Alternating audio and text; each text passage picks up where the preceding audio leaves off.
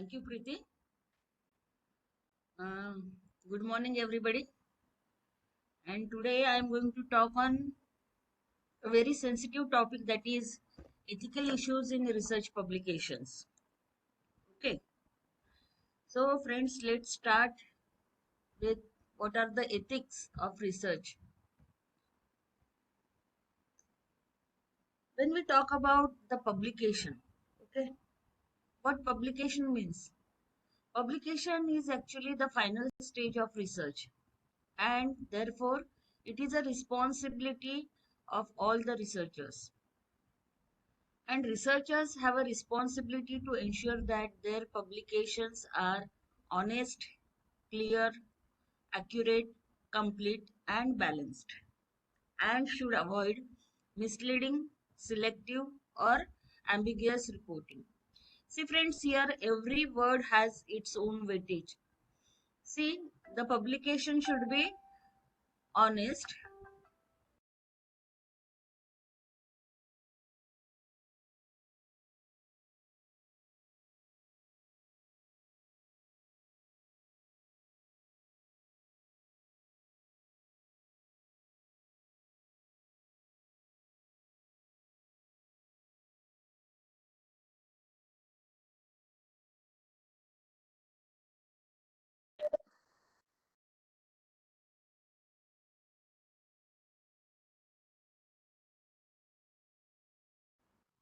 Am I audible? Am I Yes, audible? madam. Yes.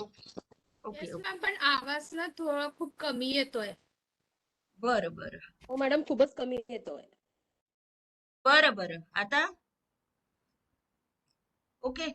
So the research publications should be honest, clear, accurate, complete, and balanced. Okay, and there should not be any misleading information or ambiguous reporting. And actually, it is also the responsibility of journal editors.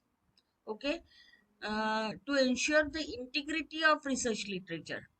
What do you mean by integrity? Integrity means the विश्वसनीयता. विश्वसनीयता हम जिसे कहते हैं ना. So it is the responsibility of journal editors. Okay. See, what are the ethical issues? Okay, under publication ethics. See, there are three persons involved. The first one is authors. The second one is ma'am reviewer. आवाज खूप कमी येतोय. सगळ्यांनाच कमी येतोय का?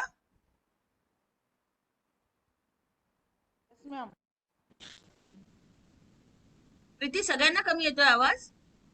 Yes, ma'am. Yes, madam.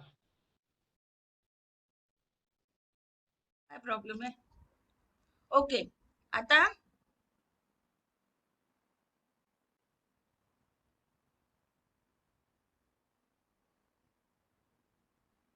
Hello, am I audible? Ma'am ठीक है ना Yes, आवाज? yes, madam. हाँ ठीक है Yes, मैम. Yes, ma'am. ठीक है. Okay, okay. You ठीक है. continue ma'am. Okay. चलेगा.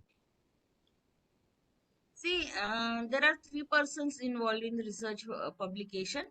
The first one is author, the second one is reviewer, and the third one is editors. Okay. So, what are the ethics which the author should follow? See, he must be confirmed that it is his original work. It is not published anywhere. Okay, and he has cited all the references which he has used for the publication. See, there should not be duplicate submissions.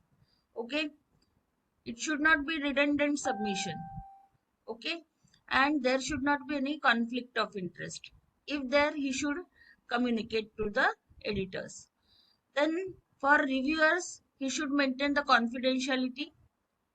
He should check it with competency. He should check that the author has given all the references for the cited works. Okay, and he should review the content on the basis of expertise. Okay, irrespective of sex, race, ethnicity, religion, or political values of the authors. He should be unbiased. And for editors, editors should be fair enough in manuscript evaluation he should maintain the confidentiality. If any conflict of interest is there, then it must be disclosed. Okay, and he should be actively involved in performing the editorial duties. Now, see, these are the research ethics. The first one is honesty and integrity. Then protection of human subjects. See, if you are using human as subject or animal as subject, proper care should be taken. Okay. Confidentiality should be maintained, and you should respect the copyright IPR. Then this is the life cycle of the paper. See, author submit the article to the editorial office. Editorial office check the quality and plagiarism in that particular paper. If he finds it is original, then it is accepted for peer review. Okay.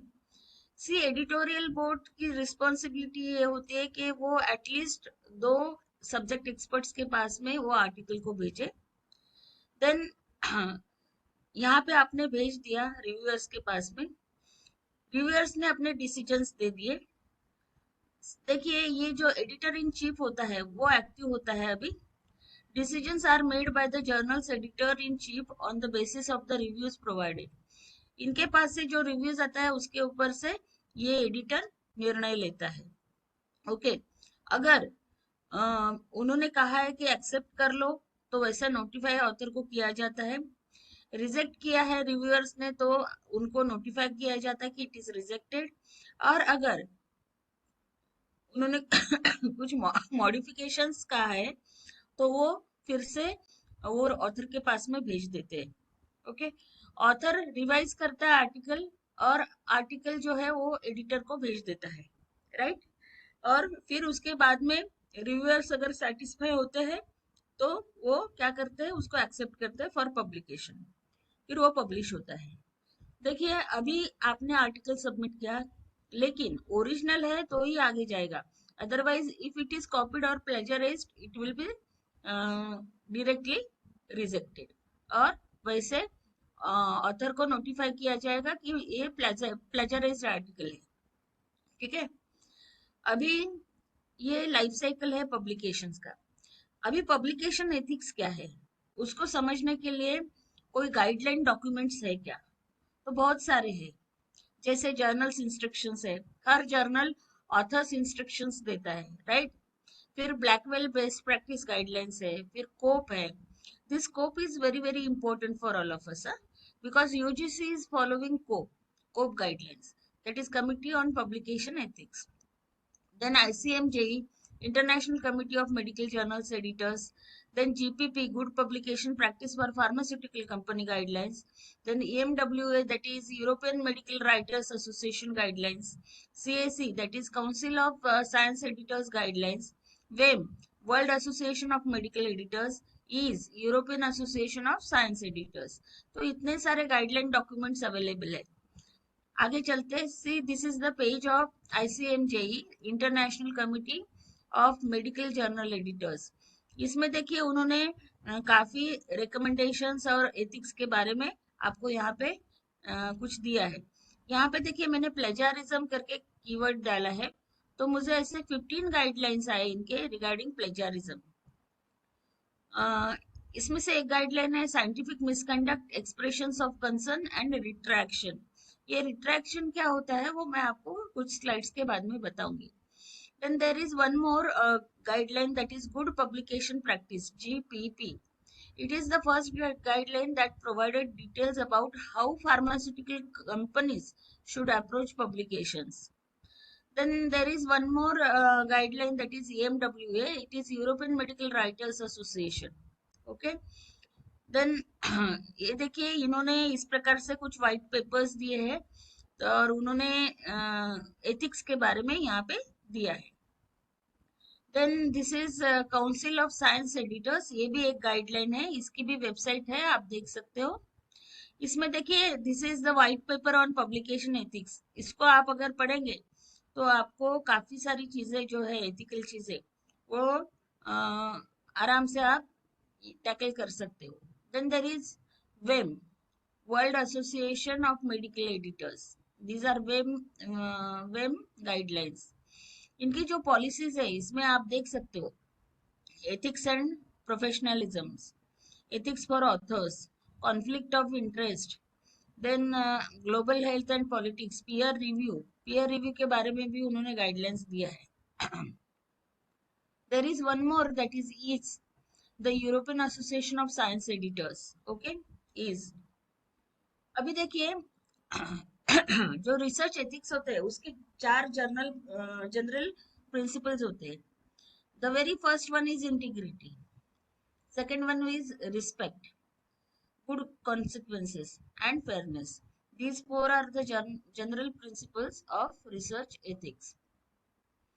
देखिए, Norwegian committee for medical and health research ethics guidelines for research क्या कहती है कि research publications में quest for truth होना चाहिए, academic freedom होना चाहिए, quality should be maintained, voluntarily informed consent. This means if you are using human as the subject, तो उनका कंसेंट आपको voluntarily लेना आवश्यक होता है. Confidentiality, impartiality, integrity, then good reference practices, collegiality, institutional responsibility, social responsibility, global responsibility, and of course you have to follow the laws and regulations, and results should be made available. So these are the ethical points which this committee has suggested. Now I will quickly go through best practices in publication ethics. Right, हम colleges में काफी सारे best practices जो है वो follow करते हैं, वैसे ही पब्लिकेशन एथिक्स की भी कुछ बेस्ट प्रैक्टिसेस है, वो हम क्विकली देखेंगे. And then I will come to copyright and plagiarism. Right, देखिए सबसे पहली चीज होती है best practice, transparency should be maintained. अगर आप जो रिसर्च कर रहे हो उसको कहीं से आपको फंड मिला है, तो आपको ये फंडिंग एजेंसी का नाम डिस्क्लोज करना है एडिटर के पास में, और आपके हर रिसर्च पेपर में वो फंडिंग एजेंसी का नाम आना चाहिए. दूसरी चीज है ऑथरशिप एंड एक्नॉलेजमेंट. देखिए इसमें ऑथर का डेफिनेशन दिया है उन्होंने, वो है कि substantial contribution to conception and design और एक्विजिशन ऑफ डेटा और एनालिसिस और interpretation of data.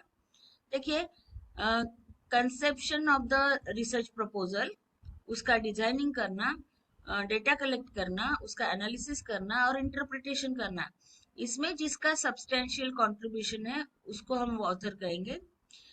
Drafting the article और revising it critically for important intellectual content. Article actually draft करना और उसको रिवाइज करना, ये काम जो कर रहा है वो भी ऑथरशिप में आता है. And final approval of the version to be published, और उसको फाइनल करने वाला जो है वो भी ऑथरशिप में आता है. Okay, so authors should meet conditions 1, 2 and 3. तो ये 3 है तो वो ऑथर का नाम वहां पे आएगा.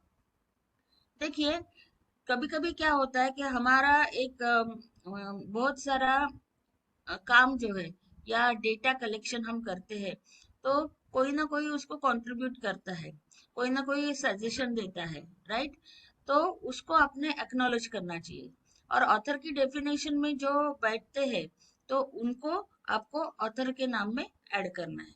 So you should acknowledge. किसी ने भी आपको डेटा कलेक्ट करने में, पेपर लिखने में मदद की है, तो एक्नॉलेजमेंट शुड बी गिवन.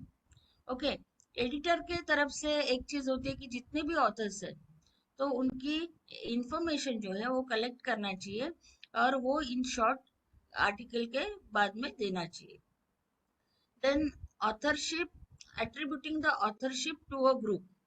अभी देखिए इसमें क्या होता है, कभी कभी जो साइंस से रिलेटेड सब्जेक्ट्स होते हैं वो एक ग्रुप में काम करते हैं. ठीक है, तो उसमें से किसी एक ने ऐसा आइडेंटिफाई करना चाहिए कि उसने ऑथरशिप की रिस्पॉन्सिबिलिटी लेना चाहिए. Okay, and he should meet all the criteria of authorship, जो मैंने कहा आपको 1, 2, 3. ठीक है, और आप जब ग्रुप में काम करते हो और पेपर लिखते हो तो एक चीज और करना है कि आपने करस्पॉन्डिंग ऑथर डिसाइड करना है कि कौन पूरे करस्पॉन्डेंस करेगा एडिटर के साथ में, राइट। और जो डायरेक्ट रिस्पॉन्सिबिलिटी मैन्युस्क्रिप्ट की लेते हैं तो उनको आप क्या करो, ऑथरशिप में डालो, और बाकी लोगों को क्या है, एक्नॉलेजमेंट डालो। सबके नाम आपको लिखना है लेकिन वो एक्नॉलेजमेंट आएंगे। अभी देखिए कभी कभी क्या होता है, हम कुछ काम कर रहे होते हैं प्रोजेक्ट पे या थीसिस कर रहे होते हैं, तो कोई कॉन्फ्रेंसेस आती है तो हम वहाँ पे एब्स्ट्रैक्ट्स भेजते हैं या पोस्टर्स देते हैं अपने थीसिस के ऊपर का। कभी कभी कोई मीटिंग होती है तो उसमें हमारे जो रिजल्ट्स मिले हैं उसको डिस्कस करते हैं, right. Data without interpretation and discussion, ऐसे भी कहीं हम डेटा यूज करते हैं। तो एक बेस्ट प्रैक्टिस है कि इसको मल्टीपल पब्लिकेशन नहीं मानते editors. That is actually the best practice from the editors side, okay. और वो लोग क्या करते हैं कि ऐसा फुल पेपर अगर आता है तो वो एक्सेप्ट कर लेते हैं, ओके। अभी देखिए जैसे जॉइंट पब्लिकेशंस होते हैं, जैसे देखिए मैं हूँ, मेरे दो फ्रेंड हैं, हम तीनों मिलके नहीं, हमारा हर एक का एक एक जर्नल पब्लिशिंग है, ठीक है। मतलब मेरा है, मेरे दूसरे दोस्त का है, मेरे तीसरे दोस्त का है, इंडिविजुअल जर्नल है। लेकिन हम लोग क्या सोचते हैं कि हम अभी प्लेजरिज्म एक बर्निंग टॉपिक है तो उसके ऊपर मिल के लिखते हैं।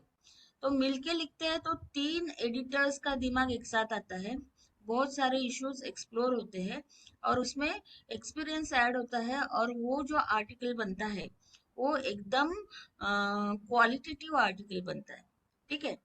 फिर हम डिसाइड करते हैं कि मैं मेरे जर्नल के एडिटोरियल में डालूंगी, मेरा दोस्त उसके जर्नल के एडिटोरियल में डालेगा सेम आर्टिकल जो हम तीनों ने मिलके लिखा, तीसरा दोस्त है उसके जर्नल में वो आर्टिकल डालेगा, ओके।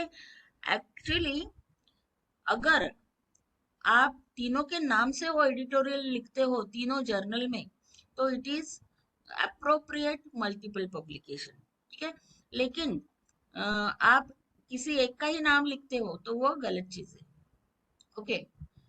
देखिए जैसे promoting research integrity, research misconduct नहीं होना चाहिए, कहीं पर भी आपने डेटा को फैब्रिकेशन नहीं करना चाहिए, फॉल्सिफिकेशन नहीं करना चाहिए।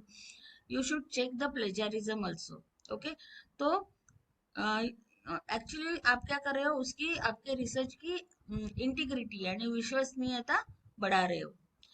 और एक चीज है कि पीयर रिव्यूअर्स जो होते हैं उन्होंने भी जो भी उनके डाउट्स है या उनको अगर शक होता है कि इसमें मिसकंडक्ट किया है तो they should inform the editors.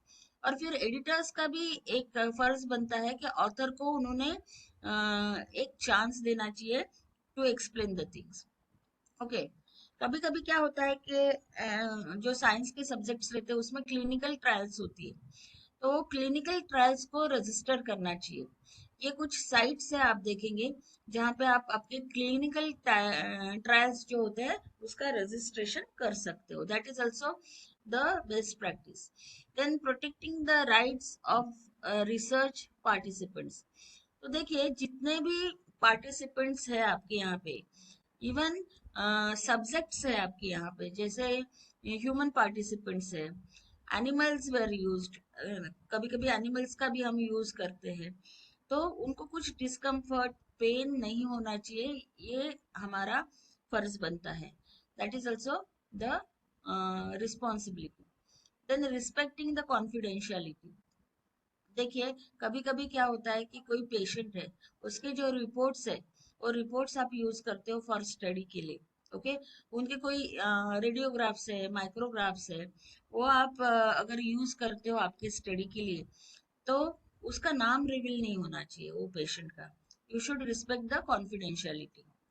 Of course हमारा जो कल्चर और हेरिटेज है तो उसका रिस्पेक्ट भी आपके रिसर्च में होना चाहिए।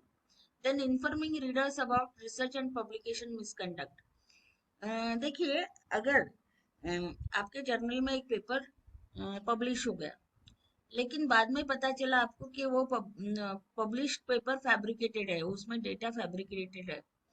तो एडिटर की ये ड्यूटी बनती है कि एक एराटा दे, मतलब नेक्स्ट इशू में वो रेक्टिफाई करे, और वो बताना चाहिए उन्होंने रीडर्स को उनके कि भाई ये पेपर था, इसमें ऐसा ऐसा फैब्रिकेशन पाया गया, so that transparency should be maintained.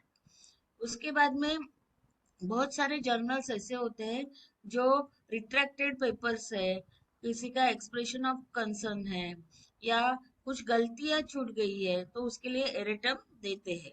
और ये एरेटम जो देते हैं वो नंबर्ड पेज पे देना चाहिए। Okay, that is the best practice. And वो टेबल ऑफ कंटेंट में लिस्ट होना चाहिए। ओके, कभी कभी क्या होता है, एडिटोरियल बोर्ड में से एक व्यक्ति होता है, वन ऑफ द एडिटर, तो वो खुद लिखना चाहता है अपने ही जर्नल में पेपर, तो उसको चांस देना चाहिए।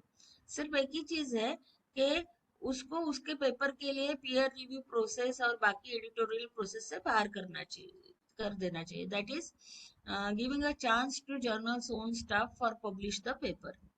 Okay, then timing of publication is very very important. अगर जर्नल के इश्यूज टाइम पे आते हैं तो उसका मतलब है डिलेड पब्लिकेशन है, तो वो अच्छी चीज नहीं होती है, that is not the best practice. Then conflict of interest, जैसे किसी को पेटेंट लेना है, उसके ऊपर में स्टॉक ओनरशिप है, पर्सनल, पॉलिटिकल, इंटेलेक्चुअल, रिलीजियस कोई उनके इंटरेस्ट्स है, तो वो क्लियरली डिस्क्लोज होना जरूरी होता है। और जैसे कोई रिसर्च है हमारा, ठीक है, तो जर्नल्स में कभी कभी सप्लीमेंट्स आते हैं या फिर स्पेशल इश्यूज आते हैं, तो from journal site it is also a best practice.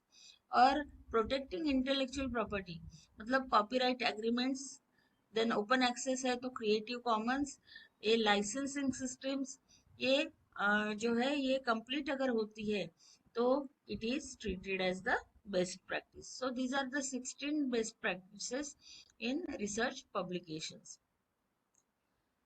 Now I am coming to two major concepts, that is copyrighted works and plagiarism.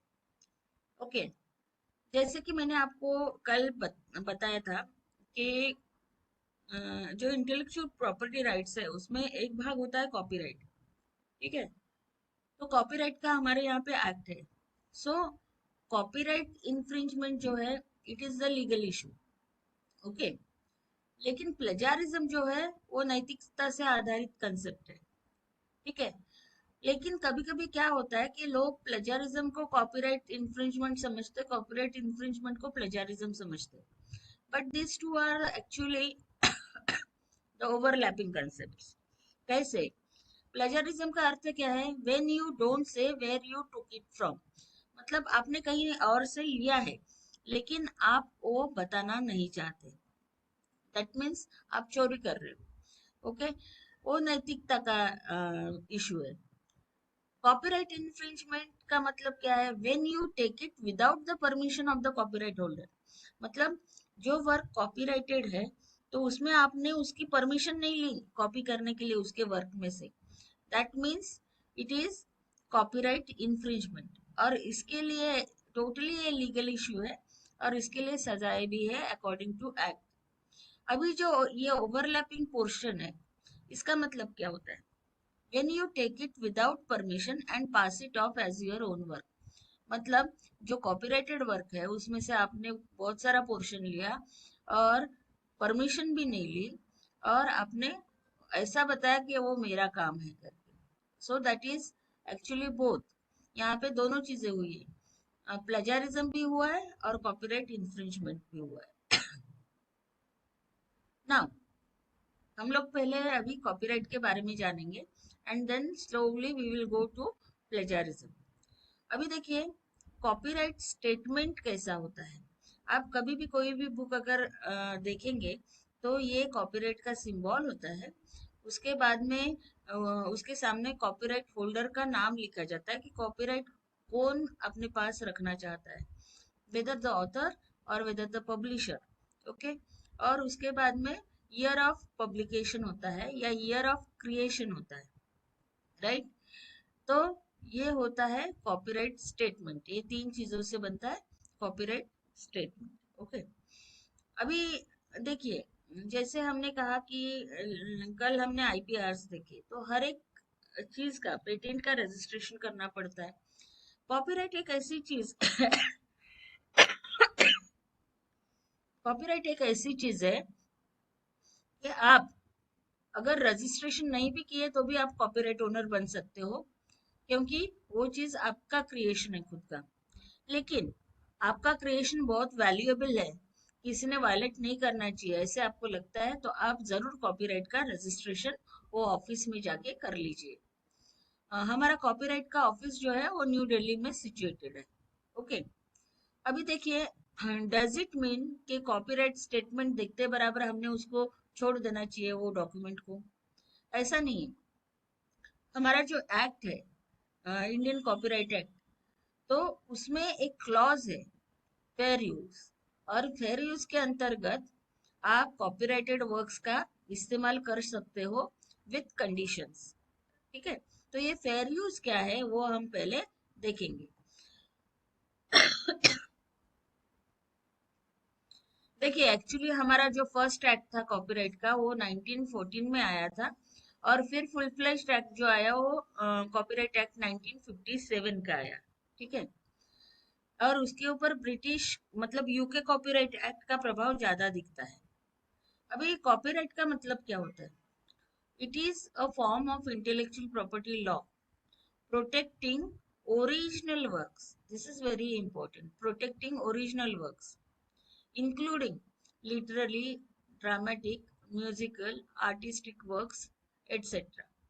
Okay, but it does not protect facts, ideas, systems and methods of operations. मैं repeat करती हूँ, ध्यान में रखिए। Copyright does not protect facts, ideas, systems and methods of operations.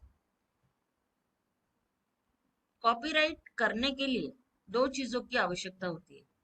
पहली चीज, वो आपका ओरिजिनल वर्क होना चाहिए। दूसरी चीज, it must be fixed in a tangible medium of expression, मतलब उसको मूर्त स्वरूप आपने देना चाहिए। देखिए, मैं ऐसा सोच रही हूँ कि अमावस की रात है, अंधेरा छाया हुआ है, बिजली कड़क रही है, मेघ गरज रहे हैं, तूफानी बारिश हो रही है, और ऐसे में रास्ते में एक मर्डर हो जाता है। जब मैं ये सोचती हूँ मेरे दिमाग में, that idea can not B copyrighted, लेकिन वो आइडिया से मैं अगर मर्डर मिस्ट्री नाम का डिटेक्टिव नॉवेल लिखती हूँ, that novel can be protected. ऐसे सिचुएशन का मैं फोटो निकालती हूँ, that photograph can be copyrighted. ऐसे इसमें मैं चित्र निकालती हूँ, पेंटिंग, ड्राइंग, तो वो कॉपीराइट हो सकता है, राइट? सिर्फ आइडिया, फैक्ट्स, ये कॉपीराइट नहीं होते, right? It should be your original work, और उसको टेंजिबल मीडियम ऑफ एक्सप्रेशन में, मूर्त स्वरूप में लाना है। ओके, ये जो कॉपीराइट प्रोटेक्शन होता है वो आपको कौन से अधिकार देता है?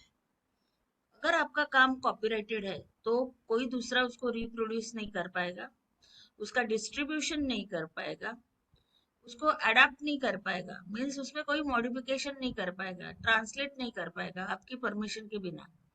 वो कहीं आपके कॉपीराइटेड वर्क को आपकी परमिशन के बिना डिस्प्ले नहीं कर पाएगा पब्लिक इसमें, और उसके ऊपर परफॉर्मेंस नहीं कर पाएगा।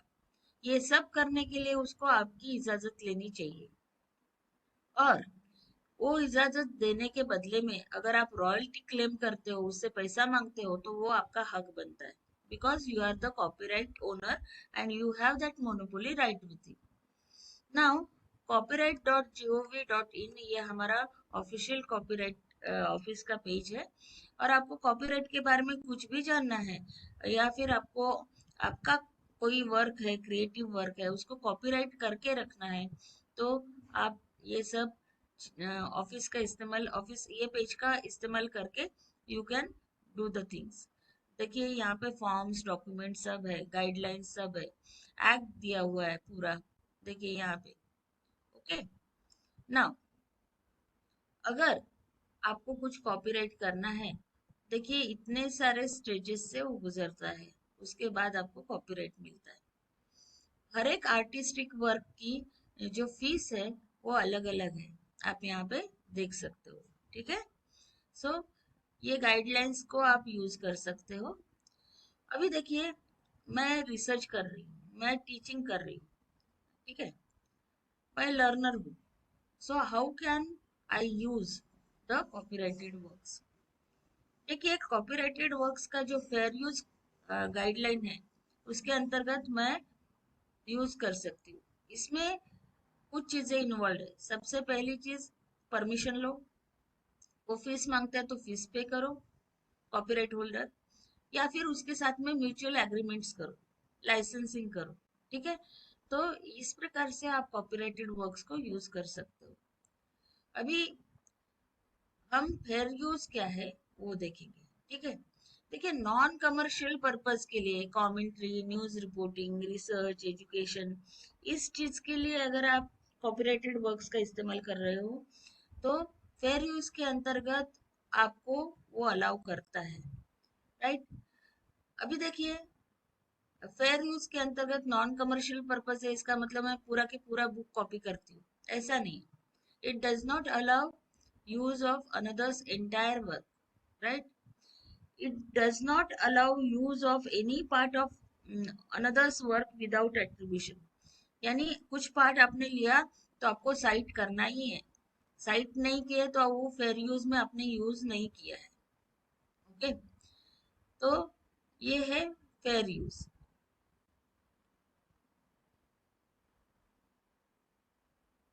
अभी fair use to be fair, ठीक है, तो उसके लिए क्या क्राइटेरिया है? सबसे पहला क्राइटेरिया कि कॉपीराइटेड वर्क है, आप नॉन कमर्शियल पर्पस के लिए यूज कर रहे हो, लेकिन क्राइटेरिया है only small portions of the copyrighted works can be used. That means the criteria of brevity, only small portions, right. दूसरा है the user must not have had time to obtain permission, that is spontaneity. देखिए कभी कभी आपका thesis submission पे है, आपने एक डायग्राम ले ली, वो भी रिसर्च पर्पस के लिए ले ली, तो आप उसको इन्फॉर्म करो जो कॉपीराइट होल्डर है उसका। ठीक है, दैट कितनी भी आपको जल्दी है तो भी उसको आप ये करो, ईमेल कर दो और उनको बताओ कि सिर्फ थीसिस पर्पस के लिए यूज की है विद प्रॉपर एट्रीब्यूशन।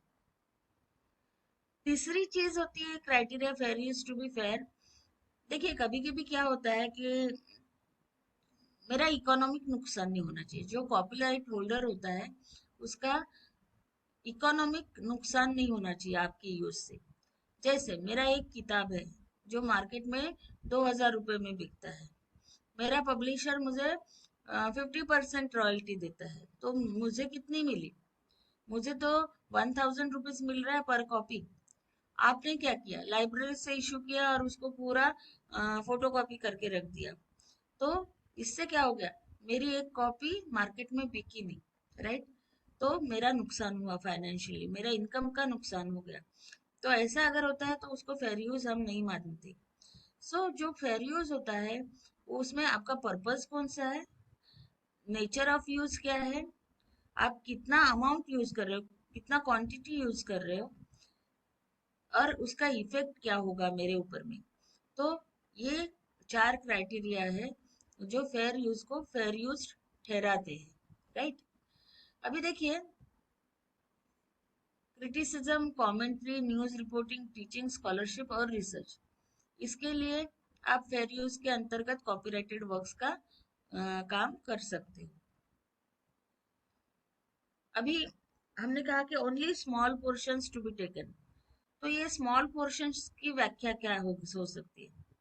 देखिए मेरे लिए 5 line that means fair use या स्मॉल पोर्शन, मेरे फ्रेंड के लिए एक लंबा पैराग्राफ मीन्स स्मॉल पोर्शन, शायद आपके लिए 1 complete page is the fair use, किसी और के लिए 5-6 पेजेस लेना वो स्मॉल पोर्शन हो सकता है। तो एक कॉन्फ्रेंस हुई थी, कॉन्फ्रेंस ऑन फेयर यूज, तो उन्होंने कुछ गाइडलाइंस प्रपोज किए थे।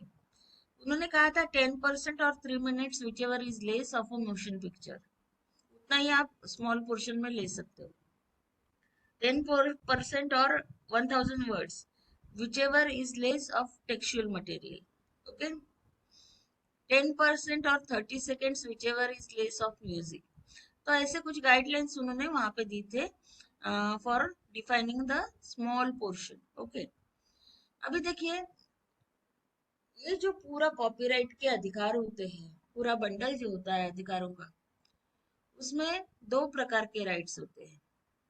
पहला राइट होता है इकोनॉमिक राइट्स, तो वो आप सबको पता है, that is reproduction, publishing, performance, communication to people, adaptation, translation.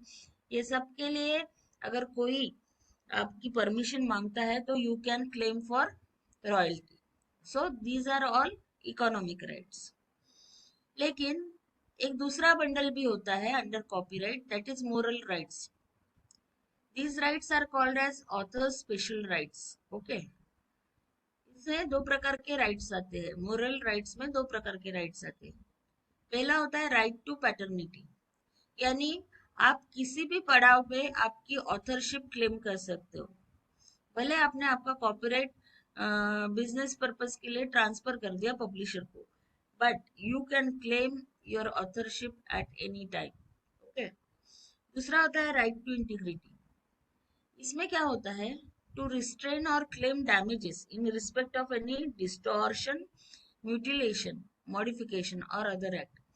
कोई आपकी कलाकृति के साथ में कुछ डिस्टॉर्शन करता है, मॉडिफिकेशन करता है, म्यूटिलेशन करता है, तो you can claim damage charges. Okay, damages.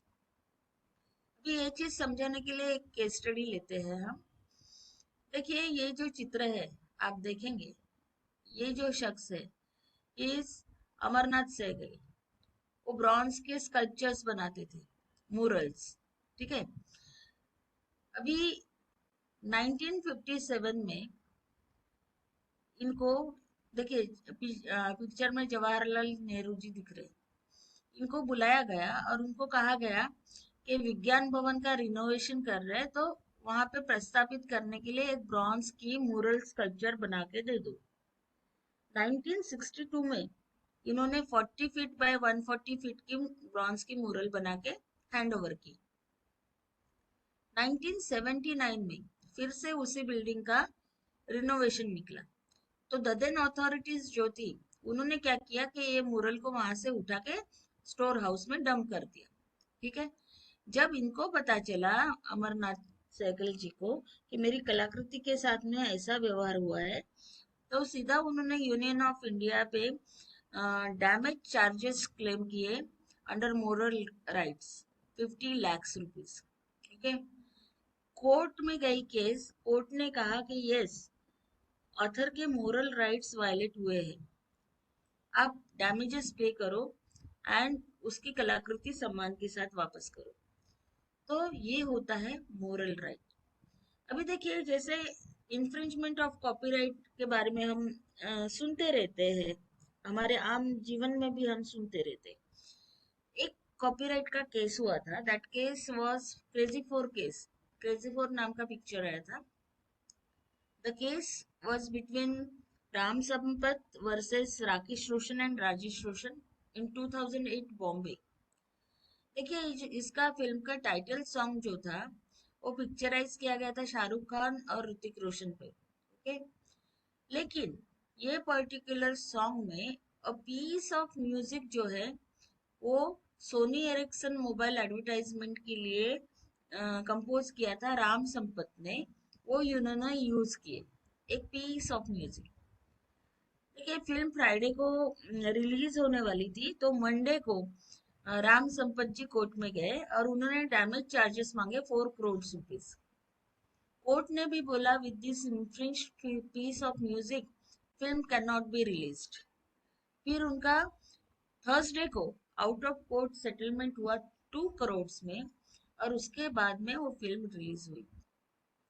See the value of copyright. हमारे पास में क्या है कि कॉपीराइट के लिए उतना सीरियसनेस नहीं है, लेकिन it is criminal offence, right.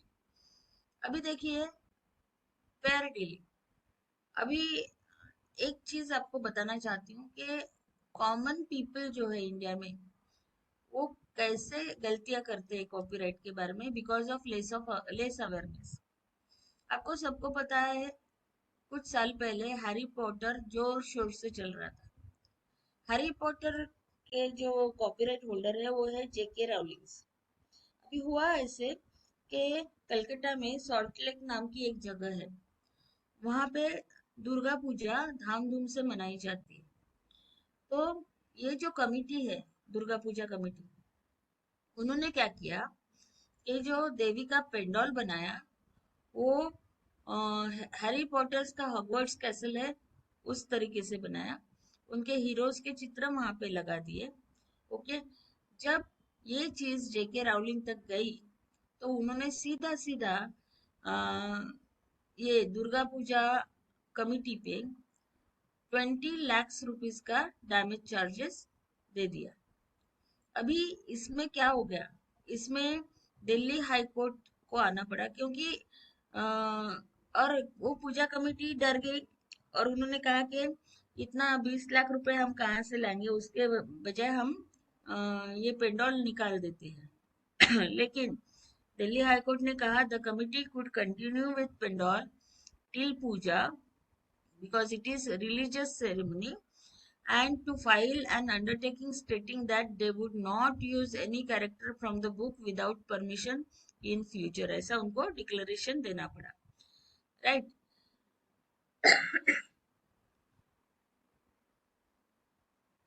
और 2-3 केसेस बताना चाहूंगी। देखिए, हंटर वाली फिल्म रिलीज हुई थी 1930s में, और उसमें एक कैरेक्टर था फियरलेस नादिया, अ स्टंट वुमन।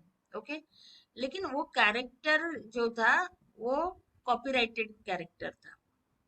फिर उसके बाद में रंगून फिल्म आई इन 2016, उसमें कंगना रनावत थी लीड रोल में, और उसके कैरेक्टर का नाम था जानबाज Jully.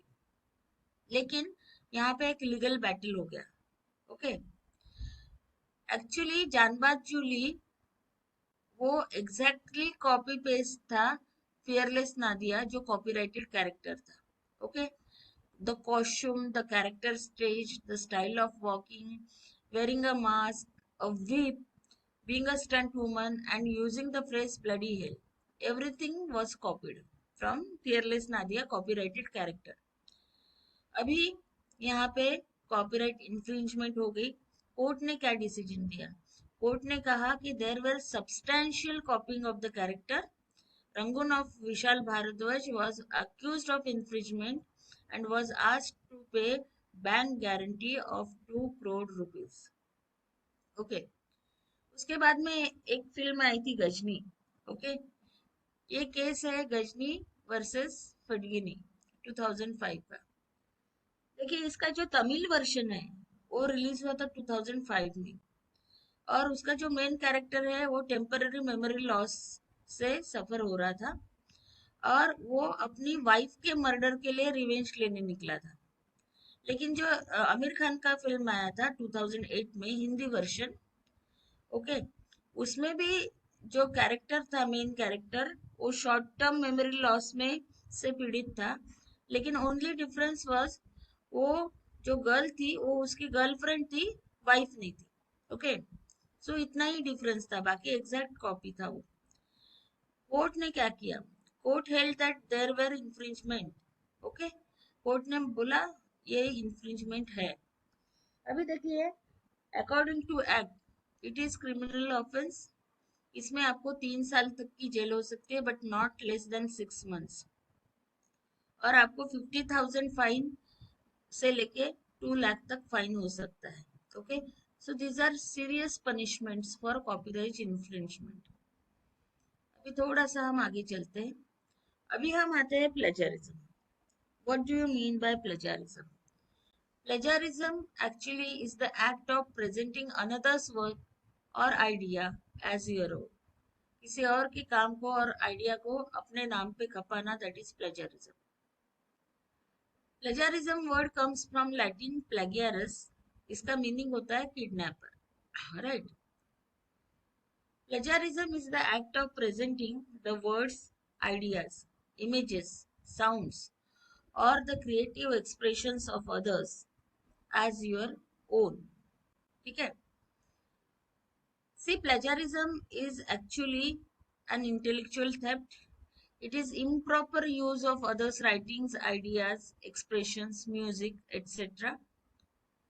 Presenting the works of another as your own work and failing to credit. अगर आप citation या reference complete नहीं देते हो, incomplete reference is also called as plagiarism. ये देखिए, ये गूगल से मिली एक व्याख्या है plagiarism: poor documentation, loose control on textual meaning, act of demoralizing, getting poor reputation of the country, informing the wrong history, act of malpractice, risky literature, invisible referencing, selecting horrific writing, meaningless paraphrasing. अभी देखिए, मैंने ये जहां से ली हूँ उसका मैंने reference दी हूँ, यहाँ पे साइट की हूँ, राइट। अभी देखिए, प्लेजरिज्म दो प्रकार का होता है। एक होता है नोइंगली, मतलब पर्पसफुली आप कर रहे हो, आपने डिसाइड कर लिया, उसको इंटेलिजेंट प्लेजरिज्म भी करते हो, क्योंकि उसको छुपाने के लिए आप बहुत सारे एफर्ट्स लेते हो। लेकिन कभी कभी क्या होता है कि एक्सीडेंटली हो जाता है, कभी कभी हम कोटेशन मार्क डालना भूल जाते हैं, कभी कभी एक हाथ रेफरेंस छूट जाता है, okay, but it is also plagiarism. It is a serious academic offence. पहले क्या होता था, आपको वार्निंग देके छोड़ दिया जाता था, या रीसबमिशन ऑफ द वर्क के लिए कहा जाता था, आपके मार्क्स कम देते थे, फेलियर घोषित करते थे। लेकिन अभी यूजीसी ने प्लेजरिज्म को कर्ब करने के लिए बहुत स्ट्रिक्ट पनिशमेंट्स दिए हैं। वो क्या है वो हम देखेंगे। ये जस्ट फिलर है। ये बॉस कहता है सबऑर्डिनेट को प्लेजरिज्म का रिपोर्ट बना के लाओ, बंदा जाता है इंटरनेट पे, गूगल पे, और पूरा कॉपी पेस्ट करता है। इसका मतलब है प्लेजरिज्म का रिपोर्ट ही प्लेजरिज्ड है। There are various types of plagiarism. That is word for word, that is the direct plagiarism, dicto, copy and paste, control A, control C, control V. दूसरा होता है mosaic. Mosaic many patchwork plagiarism, 2 line उधर से, 2 line उधर से, 3 line उधर से, without using the quotes, without giving the reference. तीसरा होता है थिजोरस, पैराफ्रेजिंग। पैराफ्रेजिंग का मतलब क्या होता है? देखिए, हमको कुछ लेना है लेकिन सॉफ्टवेयर हमको पकड़ेगा, तो हम क्या करते हैं? पैराफ्रेजिंग करते हैं। पैराफ्रेजिंग का मतलब क्या है? मैंने वो पैराग्राफ पढ़ा, एक बार नहीं, 2 बार नहीं, 3 बार नहीं, 5 बार, 10 बार पढ़ा, फिर वो बंद करके रख दिया, और मैंने क्या किया कि मैंने जितना समझा उसको पढ़ने से उतना मैंने मेरी खुद के वर्ड्स में लिखा, तो उसको कहते हैं हम पैराफ्रेजिंग। अभी एक चीज मैं आपको बताना चाहूंगी। आपने पैराफ्रेजिंग किया, आप बहुत कॉन्फिडेंट हो गए कि भाई मैंने एक भी शब्द उनका यूज नहीं किया, लेकिन आपने कॉन्सेप्ट तो यूज किया, आपने आइडिया तो वहां से बोरो की, राइट। तो केवल पैराफ्रेजिंग करके नहीं चलता है, आपने जहां से उठा के उसको पैराफ्रेज किया है तो उसका साइटेशन देना, रेफरेंस देना अत्यंत आवश्यक होता है, अदरवाइज वो पैराफ्रेजिंग इफेक्टिव नहीं होता है। अगर कोई 10 डॉक्यूमेंट्स आप ये करते हो और अपने खुद के लैंग्वेज में लिखते हो, लेकिन आइडिया आप उन लोगों से बोरो कर रहे हो तो उनके रेफरेंसेस दो, ठीक है। केवल वर्ड्स यूज कर रहे हो तो रेफरेंस देना, आइडिया यूज कर रहे हो तो नहीं देना, ये गलत बात है। दूसरा एक होता है कि सेल्फ साइटेशन। सेल्फ साइटेशन यानी मैं सोचती हूँ मेरा थीसिस तो मेरा ही है ना, ओरिजिनल है ना, तो मैं उसको कितने भी बार पब्लिश कर सकती हूँ। तो सेल्फ साइटेशन के बारे में यूजीसी ने कुछ स्ट्रिक्ट गाइडलाइंस दिए हैं, तो मैं आपको वो बताने वाली हूँ। See, this is the most dangerous type of plagiarism, that is direct plagiarism. Control A, Control C, Control V. Don't ever do this. दूसरा होता है पैचवर्क प्लेजरिज्म. दैट मीन्स ये सेकेंड टाइप का प्लेजरिज्म है, कॉमन टाइप का. This occurs when the plagiarizer borrows the phrases and clauses from the original source and weaves them into his own writing without putting the phrases in quotation mark or citing the author. मतलब आप कहीं से phrases ले लेते हो, किसी के उद्गार लेते हो, ठीक है, और आपका जो लिखा हुआ है उसमें उसको नाइसली एडजस्ट कर देते हो. तो इसमें आप इन्वर्टेड कॉमा भी नहीं यूज करते और दूसरी चीज उसको एक्नॉलेज भी नहीं करते. So that is patchwork plagiarism. Paraphrasing के बारे में मैंने आपको बताया. अभी देखिए सेल्फ प्लेजरिज्म क्या होता है. जैसे मेरे थीसिस में से मैंने एक टेबल लिया, एक पेपर बना दिया, ठीक है, फिर मैं दूसरा पेपर बनाती हूँ तो इसी टेबल को मैं रिपीट करती हूँ और आप बताते नहीं हो कि वो एक पेपर में ऑलरेडी पब्लिश हो गया करके. That is self plagiarism. देखिए ड्यूरिंग लॉकडाउन पीरियड यूजीसी ने एक नोटिफिकेशन निकाला था regarding self plagiarism. Okay, UGC ने कहा है रिप्रोडक्शन इन पार्ट और whole of one's own previously published work without adequate citation and proper acknowledgement and claiming the most recent work as new and original for any academic advantage amounts to text recycling. देखिए UGC ने क्या शब्द use किया है self plagiarism को, text recycling. Okay, और UGC कहते हैं इट इज नॉट एक्सेप्टेबल. मतलब क्या है कि आपका एक पेपर पब्लिश हो गया, उसमें से आप 2 टेबल और उठाते हो और दूसरा पेपर पब्लिश करते हो, ठीक है, और वो टेबल आपने आपके ही पेपर से उठाए हैं तो सेल्फ साइटेशन नहीं देते हो, तो it is called as self plagiarism. और उसके लिए यूजीसी ने टेक्स्ट रिसाइकलिंग वर्ड का इस्तेमाल किया है. And text recycling word is used by COPE guidelines, जो मैंने आपको स्टार्टिंग में बताया था, कमिटी ऑन पब्लिकेशन एथिक्स. उन्होंने ये शब्द सेल्फ प्लेजरिज्म के लिए इस्तेमाल किया है. यूजीसी ने उनके नोटिफिकेशन में एक और चीज को क्लैरिफाई किया है. वो कहते हैं text recycling includes publishing the paper without citation, republishing the paper. मतलब एक बार पब्लिश हो गया है, सपोज कॉन्फ्रेंस प्रोसीडिंग में हो गया, अभी आप उसको रीपब्लिश कर रहे हो जर्नल में और आप उसमें ये नहीं लिखते हो कि ये पेपर मेरा ऑलरेडी कॉन्फ्रेंस प्रोसीडिंग में हो गया है. Publishing small work from longer and previous work without citation, यानी आप आपका एक पेपर हो गया है, उसमें से स्मॉल पोर्शन उठा के आप दूसरा पेपर बना रहे हो और आप उसमें ये नहीं लिख रहे हो कि ये ऑलरेडी पब्लिश्ड वर्क है करके, साइटेशन नहीं दे रहे हो. Then reusing the data without citation, breaking up longer study in smaller section and publishing as a new without citation and paraphrasing of previous work without due citation. तो इसको उन्होंने self citation में लिया है, सेल्फ प्लेजरिज्म में लिया है. तो आपको खुद के पेपर का भी साइटेशन देना आवश्यक है अगर उसमें से आप कुछ रिप्रोड्यूस करते हो तो. इतना समझा सबको? थम दो. Yes, ma'am. Hello madam. Yes. Hello. हाँ.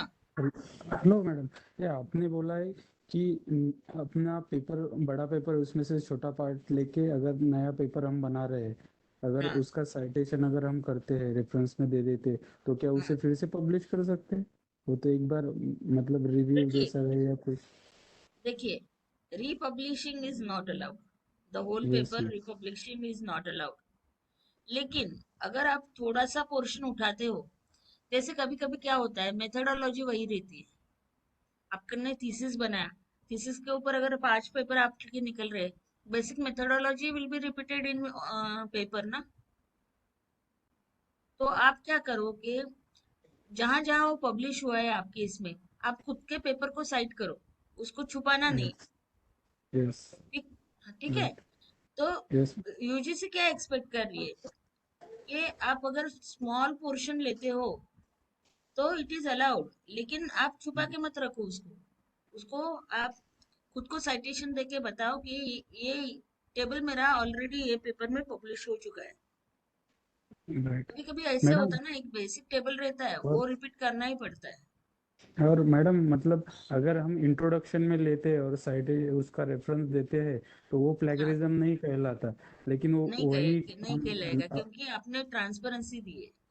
या और वही हम वर्डिंग अगर इधर अपने एक्सपेरिमेंटल में या कहीं भी यूज करते बाकी सेक्शन में पेपर के तो वो हाँ, प्लेगरिज्म कहलाएगा। वही वर्डिंग्स कहा। मतलब अपना एक्सपेरिमेंट हमारा जैसा केमिस्ट्री है, एक्सपेरिमेंटल हाँ, सेक्शन रहता है, कंक्लूजन हम्म, रहता है या कहीं हम्म, एब्स्ट्रैक्ट रहता है। एब्स्ट्रैक्ट में हम वर्डिंग वैसे उनकी जैसी वर्डिंग है, सिर्फ हमारी मेथोडोलॉजी अलग है।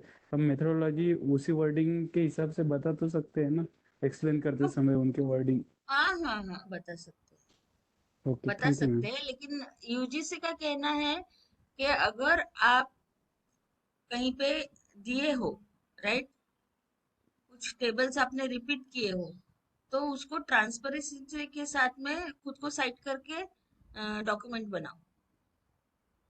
ठीक है। Yes ma'am. ओके, आगे चलते हैं।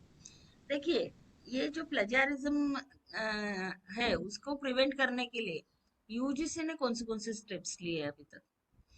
सबसे पहले तो minimum standards and procedure for award of MPhil PhD degree वो इशू किया था ऑन 1 जून 2009 को। और यूजीसी ने इंस्ट्रक्ट किया था सभी इंडियन यूनिवर्सिटी को to have an anti plagiarism policy. और उन्होंने प्लेजरिज्म चेक करके थीसिस जो है वो शोधगंगा पे अपलोड करने के लिए मैंडेटरी किया। ये शोधगंगा का रिजर्वायर है, हमारा ईटीडी है, इलेक्ट्रॉनिक थीसिस एंड डिसर्टेशंस, राइट। 2014-15 में यूजीसी ने इन्फ्लिबनेट ने, जो यूजीसी की ऑटोनॉमस बॉडी है, जो शोधगंगा के साथ में एमओयू साइन किया, उनको आइथेंटिकेट और टर्निटिन, ये दो सॉफ्टवेयर का एक्सेस दिया था। These two are commercial software plagiarism check के। 2015 से इन्फ्लिबनेट ने उर्कुंड सॉफ्टवेयर को एक्सेस दिया टू 135 यूनिवर्सिटीज। देन सितंबर 2019 में उन्होंने 1000 हायर एजुकेशन इंस्टीट्यूट्स को उर्कुंड का सॉफ्टवेयर दिया। और सितंबर 2019 को ही एमएचआरडी ने पीडीएस शोध शुद्धि नाम का पोर्टल लॉन्च किया। ओके, और ये शोध शुद्धि का नोडल ऑफिसर जो है वो इन्फ्लिबनेट है। ये देखिए, ये शोध शुद्धि पोर्टल है। It provides access to web based plagiarism detection software to all universities and institutions online में। आप यहाँ पे देख सकते हैं, लॉग इन टू उर्कुंड। अभी हम थोड़ा आगे चलते हैं। और ये बहुत इंपॉर्टेंट नोटिफिकेशन जो है यूजीसी का, हर टीचर को ये पता होना चाहिए, हर रिसर्चर को ये पता होना चाहिए।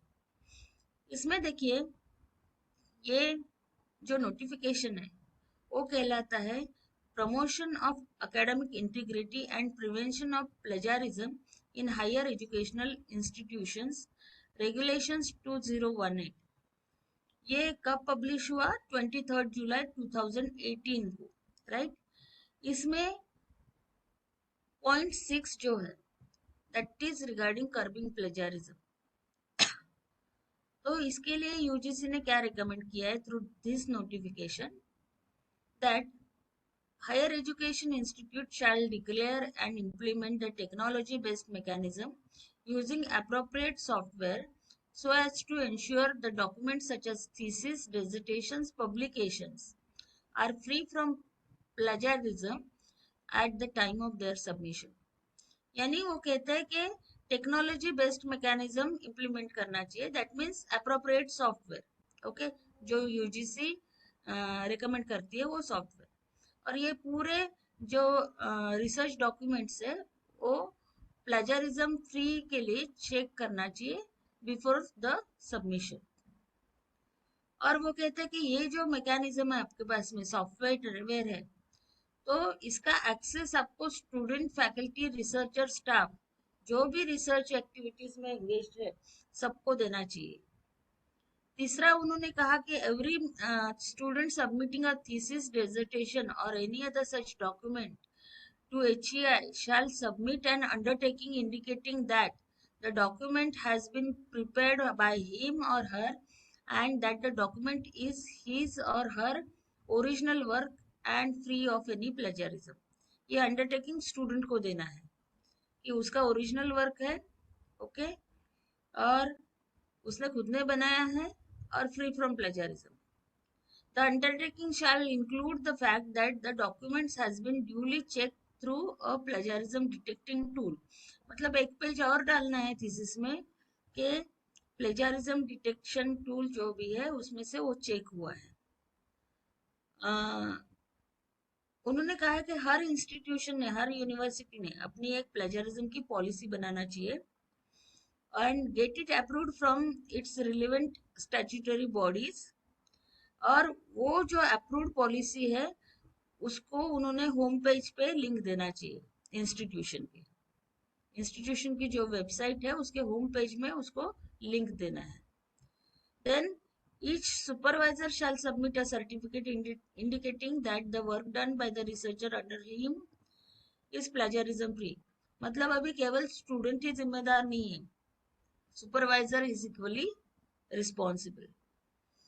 Higher Education Institute shall submit infligned soft copies of all the dissertations and theses within a month after the award of degree. ठीक है, शोधगंगा में अपलोड करने के लिए सॉफ्ट कॉपी अवार्ड के बाद में 1 महीने के अंदर इन्फ्लिग्नेट को भेजना है. उन्होंने ये भी कहा कि हर इंस्टीट्यूट, हर यूनिवर्सिटी ने खुद की इंस्टीट्यूशनल रिपोजिटरी भी बनानी चाहिए और उसमें आपके फैकल्टी के पूरे पब्लिकेशंस जो है वो अपलोड करना चाहिए. तो ये रिकमेंडेशंस दिए उन्होंने. अभी उन्होंने क्या कहा है, जैसे प्लेजरिज्म 20% है तो प्लेजरिज्म 20% है ये मत बोलो. यूजीसी कहती है you say that similarity check. ठीक है, सिमिलैरिटी चेक करते वक्त सॉफ्टवेयर को क्या क्या देना चाहिए, तो वो कहते हैं कि it shall exclude all quoted works reproduced with all necessary permissions and attributions. Okay, जितने भी कोट किए हैं अपने काम को, परमिशन लेके किए हैं और उसको प्रॉपर साइटेशन दिया है तो उसको निकाल देना चाहिए. It should be excluded from checking the similarity check. All references, bibliography, table of content, preface, acknowledgement ये नहीं देना चाहिए सॉफ्टवेयर को. All generic terms, laws, standard symbols and standard equations should be excluded. अभी देखिए उन्होंने एक और चीज कहा है ये नोटिफिकेशन में कि अगर आप सस्पेक्ट करते हो कि किसी काम में प्लेजरिज्म है तो आपको एक डिपार्टमेंटल एकेडमिक इंटीग्रिटी पैनल बनाना चाहिए. जैसे हेड ऑफ द डिपार्टमेंट उसका चेयरमैन होगा या फिर डीन होंगे चेयरमैन, 2 सब्जेक्ट एक्सपर्ट वहां पे रहेंगे, एक कंप्यूटर एक्सपर्ट रहेगा. ऐसा एक पैनल बनेगा, वो इंक्वायरी करेगा and that panel will submit the facts after inquiry to the institutional academic integrity panel जिसके चेयरमैन वाइस चांसलर रहेंगे. अभी देखिए in this regulation UGC recommended that the research shall be based on original ideas which shall include abstract, summary, hypothesis, observations, results and recommendations only and shall not have any similarities. और उन्होंने ना कुछ punishments दिया है, degree of similarity and level of penalties. तो अगली slide और उसके अगली स्लाइड बहुत इंपॉर्टेंट है. आप फोटो निकालना है तो फोटो निकाल के रख सकते हैं. देखिए थीसिस और डिसर्टेशंस में अगर प्लेजरिज्म पाया जाता है तो क्या पनिशमेंट्स है. देखिए लेवल 0, सिमिलैरिटी पाई गई 10% से below, then there will be no penalty will be imposed. Means 10% तक सिमिलैरिटी चेक चलता है. Okay, if it is more than 10% but less than 40% तो student will have to resubmit the work within 6 months. मतलब उसको वापस दिया जाएगा और 6 महीने का टाइम दिया जाएगा, वो कम करके लाओ. 40 और 60 के बीच में सिमिलैरिटी चेक मिलेगा तो student will not be allowed to resubmit the work for 1 year, 1 साल तक उसका रिसबमिशन नहीं लेंगे। मोर देन 60% पाया जाता है तो registration of the student will be cancelled. ये चीज ध्यान में रखिए। और रिसर्च पब्लिकेशंस जो है आपके, मतलब रिसर्च पब्लिकेशंस में जर्नल आर्टिकल्स भी आते हैं, आपके बुक्स भी आते हैं, चैप्टर इन बुक्स भी आते हैं। उसमें अगर बिलो 10% पाया गया similarity, there will be no penalty. But 10 और 40 के बीच में पाया गया तो author will have to remove the research work. 40 और 60 के बीच में अगर पाया गया then 3 tier penalty will be there. Author will have to withdraw the manuscript. Author will not be given 1 annual increment. Author will not supervise any new student for master's, MPhil, PhD for 2 years. और more than 60% है तो author will have to withdraw the manuscript. Author will not be given 2 annual increments and author will not supervise any new student for master's, MPhil and PhD for 3 years. तो देखिए यहाँ पे D बार है 2 साल का और 3 साल का, राइट। आगे चलते हैं। So why do people plagiarize actually? So the people are ignoring the things, then lack of knowledge on ethics, poor writing skills, ambition, fierce competition, pressure from seniors, publish or perish system, everything instant का जमाना है, जल्दी जल्दी सब चाहिए। और दूसरी चीज चांसेस ऑफ गेटिंग कॉट और action being taken is slim. पहले क्या होता था, ऐसे प्लेजरिज्म की केसेस जब आती थी तब एक कमिटी बनती थी और वो कमिटी का डिसीजन जो है वो फाइनल रहता था, तो कमिटी मैनेज हो सकती थी। लेकिन अभी सब ट्रांसपेरेंसी आ गई है क्योंकि अभी सॉफ्टवेयर आया है, तो अभी वो चीज पॉसिबल नहीं है। So ethically speaking you should properly honestly cite the sources, use quotation marks, जैसे डेफिनेशन है तो use quotation marks. Quotation mark का मतलब वो सॉफ्टवेयर को इंस्ट्रक्शन है कि दिस इज प्रॉपरली साइटेड, ये किसी और का है। पैराफ्रेजिंग करो, जहां तक हो सके खुद की ओन आइडियाज प्रेजेंट करो and always check the things with software. अभी देखिए यहाँ पे जैसे आप डबल कोटेशन में लिखते हो तो सॉफ्टवेयर का पेज है ये उनका, ठीक है, तो आप इसको ऑन ऑफ कर सकते हो। मीन्स ऑटोमेटिकली जो कोट में लिखा है आपने वो क्या हो जाएगा, एक्सक्लूड हो जाएगा। आपने ब्रैकेट में कुछ लिखा है, जैसे ये ब्रैकेट में लिखा है, ये सब एक्सक्लूड हो जाएगा, राइट। तो ऐसी कुछ सुविधाएं सॉफ्टवेयर में है, तो इसलिए आपको राइटिंग स्किल कैसा होना चाहिए। So always use short quotes, quotation marks, okay. Longer quotes है आपके पास में, जैसे एक कविता है उसका आपको क्रिटिसिज्म करना है लेकिन वो कविता रेडी रेफरेंस के लिए देनी है, तो इंडेंट्स यूज करो, यहाँ से अंदर डालो, लेफ्ट साइड से मार्जिन एक अंदर करो, राइट साइड से मार्जिन अंदर करो। आप 12 के फॉन्ट में लिख रहे हैं तो उसको 10 का फॉन्ट करो, इटैलिक्स कर दो और नीचे ही रेफरेंस दे दो कि आपने कहाँ से लिया है, ठीक है। अगर आप कोई टेबल चार्ट डायग्राम लेते हो तो डायरेक्टली उसके नीचे ही सर्कुलर ब्रैकेट में आपने कहाँ से लिया है, अगर कॉपीराइटेड है तो परमिशन आपने लिया है कि नहीं, वो डिटेल्स वहां पे दे दो। और ये जो कोप गाइडलाइंस है 1999 की, वो हमने देखनी चाहिए, right, because UGC is also following this guidelines. तो इसमें देखिए ये एक होम पेज है, इसका जो ये है publication ethics.org URL है। इसमें देखिए फ्लो चार्ट्स है, गाइडलाइंस है और केस स्टडीज उन्होंने डिस्कस किए हैं। तो देखिए यहाँ पे मैंने प्लेजरिज्म कीवर्ड दिया तो उन्होंने मुझे 5 डॉक्यूमेंट्स दिए। देखिए text recycling guidelines for editors, text recycling में सेल्फ प्लेजरिज्म, तो ये यूजीसी ने शब्द वहां से लिया है, ये टेक्स्ट रिसाइकलिंग गाइडलाइंस। उसके बाद में retraction guidelines, then cooperation between research institutions and journals, then principles of transparency, best practices, कुछ फ्लो चार्ट्स है। आप यहाँ पे केस स्टडीज भी देख सकते हो, जैसे प्लेजरिज्म की कौन सी केस स्टडीज है, तो यहाँ पे देखिए extensive plagiarism, double plagiarism, suspected plagiarism, ऐसे बहुत सारी केस स्टडी भी उन्होंने आपको दी है। ऐसे फ्लो चार्ट से आपको समझाया है, और उन्होंने एक महत्वपूर्ण गाइडलाइन दी है, रिट्रैक्शन गाइडलाइन। रिट्रैक्शन का मतलब क्या होता है?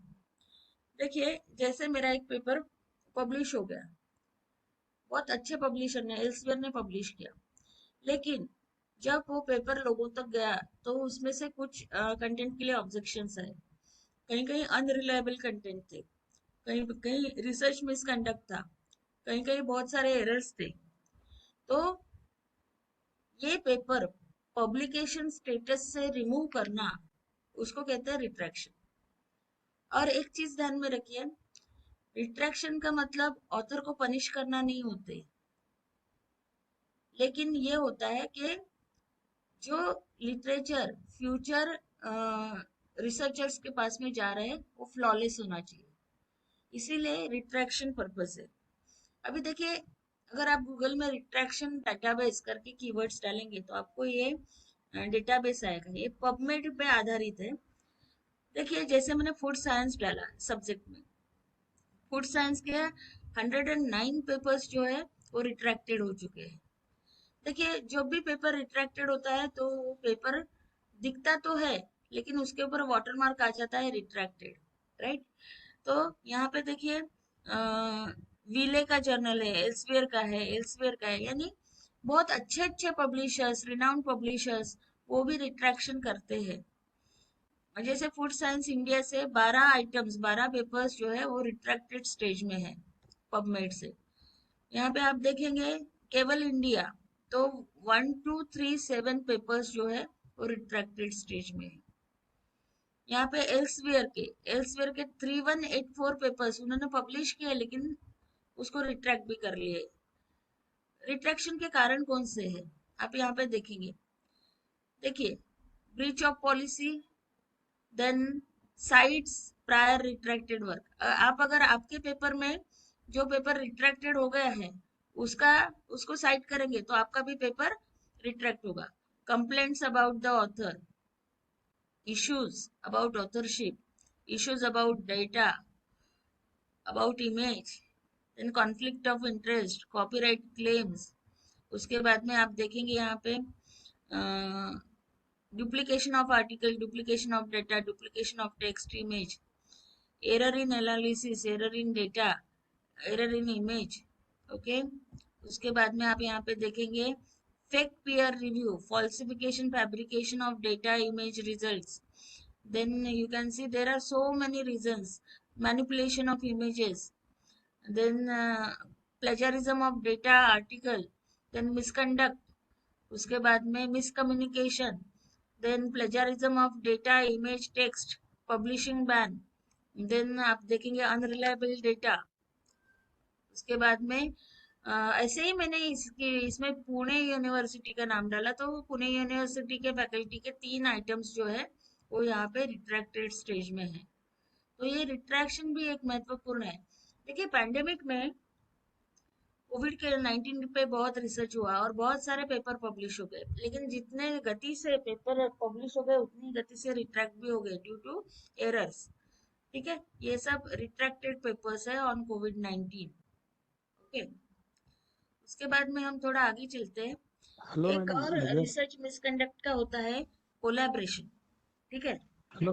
कोलैबोरेशन का मतलब क्या है? तो हम कोलैबोरेट क्यों करते हैं कि रिसर्च की स्ट्रेंथ बढ़े, right?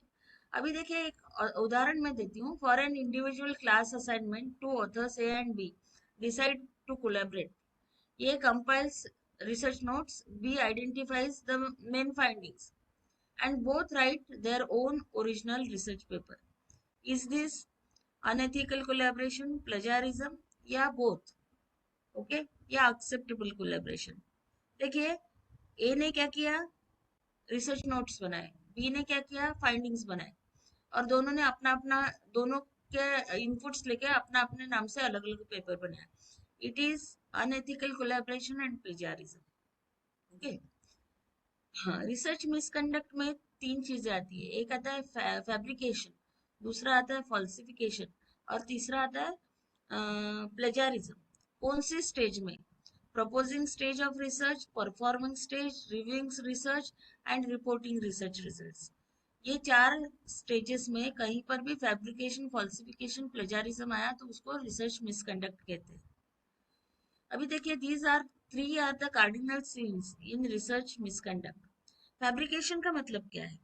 Fabrication means addition of data, construction of false data, false observations. Okay, वो कभी भी आपको आपके रिसर्च प्रोसेस में नहीं मिले, वो अगर आप डालते हो तो that is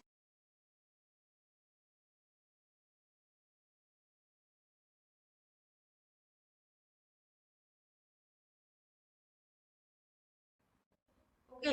fabrication means construction और एडिशन ऑफ डेटा जो आपको रिसर्च प्रोसेस में कभी मिला नहीं। उसके बाद में फॉल्सिफिकेशन। फॉल्सिफिकेशन का मतलब है आपको डेटा मिला है लेकिन आप क्या करते हो, उसको थोड़ा सा चेंज करते हो या कुछ डेटा छोड़ देते हो क्योंकि वो आपके क्लेम्स, हाइपोथेसिस को सपोर्ट नहीं कर रहा है। ठीक है, that is called as manipulation, that is falsification.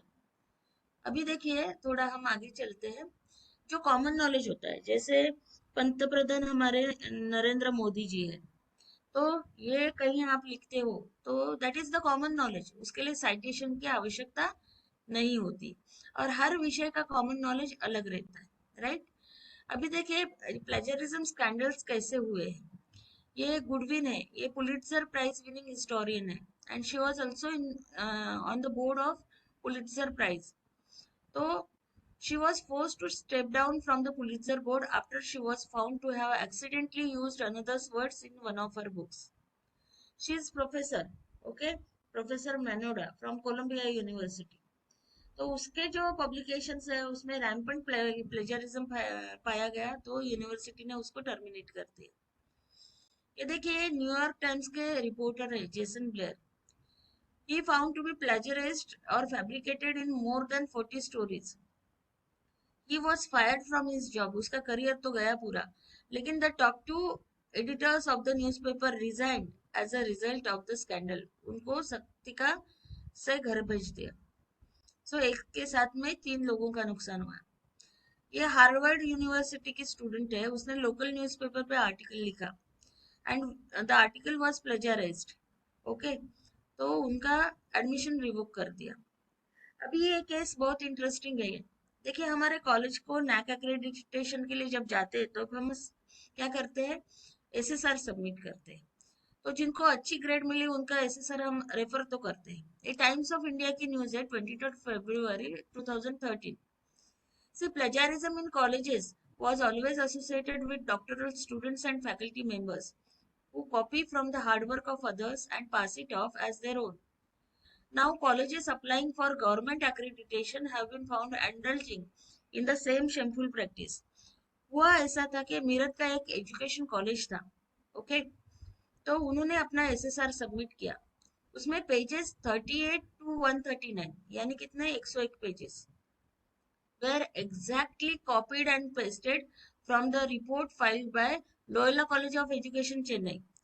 ठीक है, मतलब Loyola college of education Chennai के एसएसआर से इन्होंने 101 पेजेस डिक्टो वैसे के वैसे उठा के अपने एसएसआर में डाल दिए। अभी ये पता कैसे चला? पता ऐसे चला कि जो मराठी में बोलते ना, योगायोग किती खराब असावा, है ना। तो नैक ने क्या किया कि Loyola college of education Chennai के प्रिंसिपल और सेक्रेटरी जो थे, तो उन्हीं को इनके नैक के पेयर टीम पे भेजा।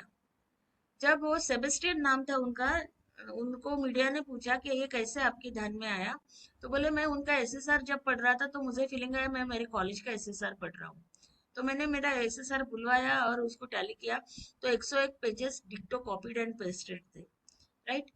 तो इसको भी प्लेजरिज्म है। देखिए, ये तो सबसे पैथेटिक कंडीशन है। 26 year old faculty of Wadia women's college committed suicide by hanging herself. Actually, she was upset after allegations of plagiarism in her MPhil thesis. Okay, the Dickies was scared that she would lose her job. Okay, Indian Science Advisor CNR Rao has apologized for not noticing some copied text in a paper published last year. उसके बाद में देखिए, एक dramatic allegation of plagiarism was made by divisional bench of Digital High Delhi High Court. Okay. 2015 की ये case है। Actually रोश और सिप्ला का केस था, तो उसका जो जजमेंट दिया उसमें 33 पैराग्राफ्स थे which were copied from a paper written by Shwetashri Muzumdar and Ishan Ghosh and published in Queen Mary Journal of Intellectual Property। इनके पेपर में से 33 पैराग्राफ्स उन्होंने उठाए और जजमेंट में डाले। इसके लिए उन्होंने दिल्ली हाई कोर्ट ने अपोलॉजी दी, लेकिन उन्होंने जो ब्लेम है वो एक इंटर्न स्टूडेंट पे डाला जो वो केस के फैक्ट्स लिख रही थी, राइट।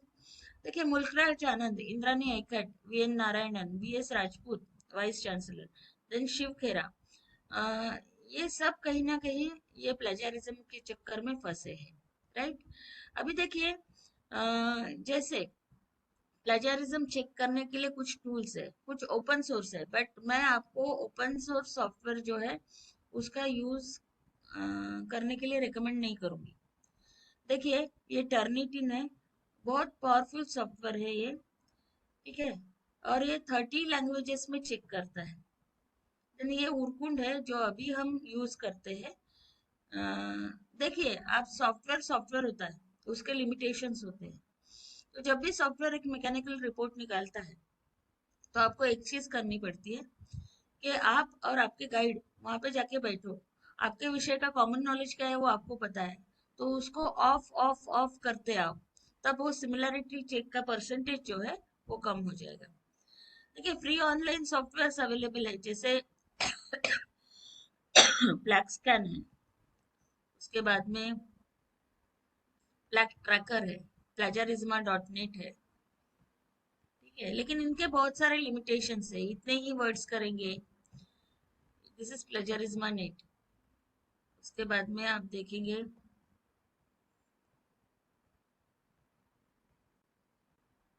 वाइपर है, फ्री प्लेजरिज्म चेकर है। तो ये सब चीजें हैं, लेकिन मेरे हिसाब से use style manuals, give proper citation, be honest in your publications. Bill Gates जो है उन्होंने प्लेजरिज्म को इंटेलेक्चुअल प्रॉपर्टी थेफ्ट कहा है, और उन्होंने कहा है कि with the use of computers and internet ये अभी बहुत बढ़ गया है। ये कहते हैं कि it is done in 3 ways: stealing with the web, stealing with in the web and stealing from the web. Okay, so friends, it's just like iceberg. ये जो ऊपर में दिखता है 10%, बाकी पूरा जो है बीनीथ द सी। हमारा बिहेवियर, हमारे कैपेसिटीज ये ऊपर दिखती है, लेकिन हमारे कन्विक्शंस, बिलीव्स, वैल्यूज, आइडेंटिटी हमारे अंदर होती है। ओके, सो ये जो हमारे वैल्यूज है, स्टैंडर्ड्स है, जजमेंट्स है, पॉजिटिव एटीट्यूड है, मोटिव्स है, एथिक्स है, बिलीव्स है, वो अपने अंदर रहने दीजिए और उसी का इम्पैक्ट आपके बिहेवियर में आने दीजिए। Be honest always in your research. Okay, so thank you very much. Thank you so much madam. किसी को कुछ क्वेश्चन है तो पूछिए। Hello madam. हाँ, हॅलो, हा मॅडम, बोला ना।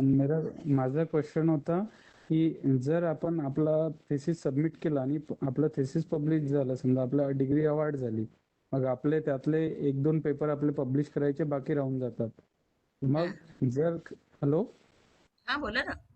हा, तर आपले 1-2 पेपर पब्लिश व्हायचे बाकी राहिले, त्यातले आपण त्यावेळेस पब्लिश नाही केले, तर मग नंतर आपण पब्लिश करायला जेव्हा जाऊ तर त्याच्या आधी जर कोणाच्याकडून ते पब्लिश झालेले असेल तसंच वर्क, तर मग मॅडम आपण आपल्या वर्कला क्लेम करू शकू का, की त्याचं वर्क ग्राह्य धरलं जाईल की आपलं, कारण की त्याचं कन्सिडर केलं तर मग आपण टोटली प्लॅगरिझम मध्ये जाऊ। तर या केस मध्ये म्हणजे काय करायला पाहिजे, म्हणजे काय कोणाचं झालंय का वर्क असं? नाही असं झालं, काय नाही झालंय जर का? असं नाही नाही मॅडम। पहा, जो पहिल्यांदा पब्लिश करतो त्याचा हक्क असतो तो। पण मॅडम मग थेसिस आपण तर थेसिसही आपलं शोधगंगा वगैरेवर आपण पब्लिश केल्यासारखंच आहे ना, मग तो कोणी पेपर पब्लिश करायच्या आधी त्यांनी थेसिस पण रेफर करायला पाहिजे ना, की बुवा हे वर्क आहे पहा, कुठेतरी। पहा, तुमचं जर का सगळं डॉक्युमेंटेशन प्रॉपर असेल तर प्लॅजरिझमचा चार्ज त्याच्यावर येईल। अच्छा, वेळेला महत्व आहे। येस मॅडम, बरोबर। आपलं डॉक्युमेंटेशन तेवढं शोधगंगाला पब्लिश वगैरे असायला पाहिजे हो. म्हणजे त्यावेळेस. Yes okay thank you ma'am. हे सगळं ट्रान्सपरन्सीसाठीच आहे सर इनिशिएटिव्ह. हो बरोबर आहे मॅडम. हा हा. ठीक आहे थँक्यू मॅम.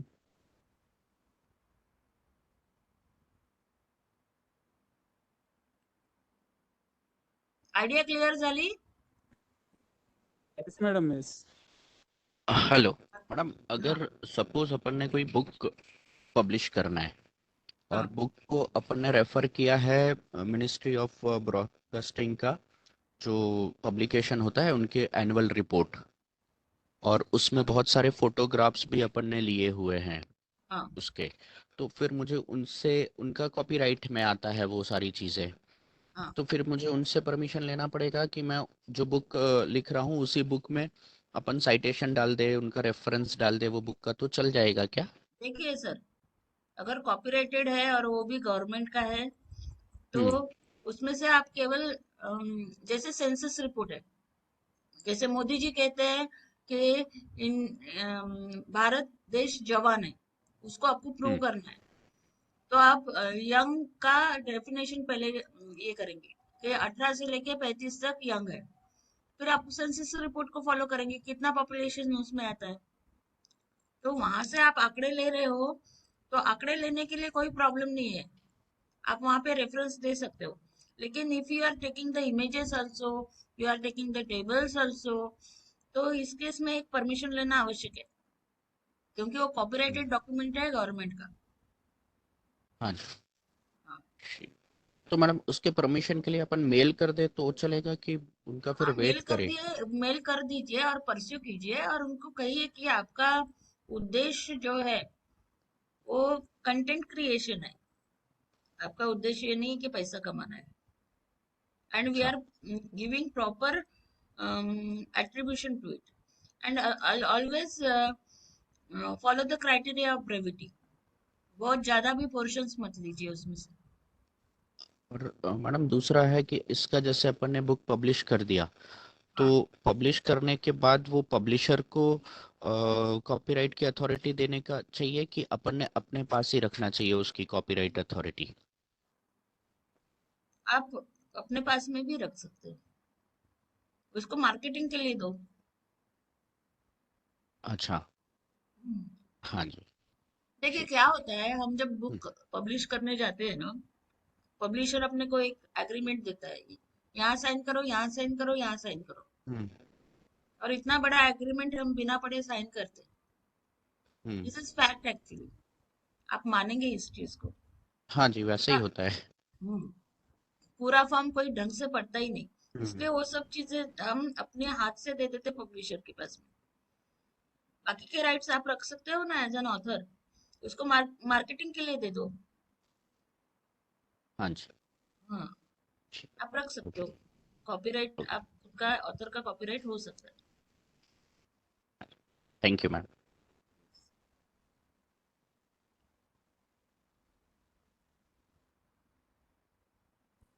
और किसी को पूछना है एनी क्वेश्चन?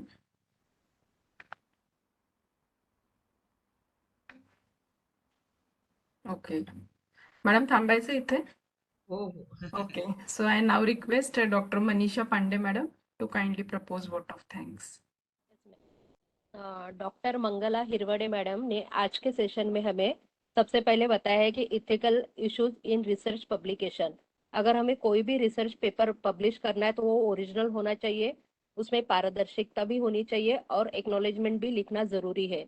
उसके बाद उसका कॉपीराइट जो है उसके कुछ नियम है, वो नियम भी उन्होंने हमें बताया है, और कॉपीराइट कैरेक्टर के कुछ उदाहरण भी उन्होंने दिए, मूवीज के गाने, कुछ मूवीज उन्होंने बताई है।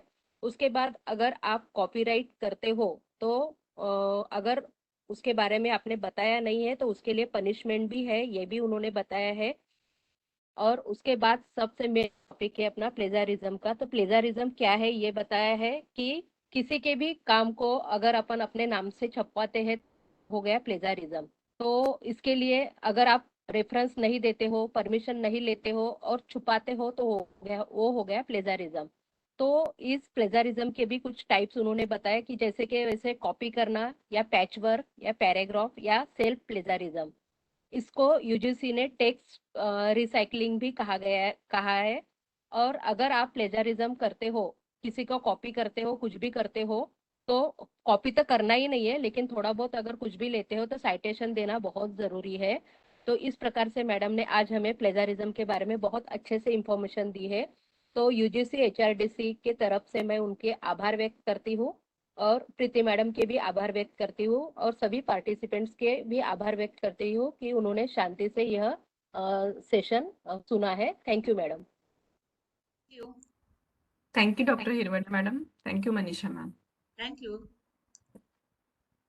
चलिए फ्रेंड्स, यहाँ पे रुकते हैं, आप लंच कर लीजिए, अगला सेशन अपना 1 बजे शुरू होगा।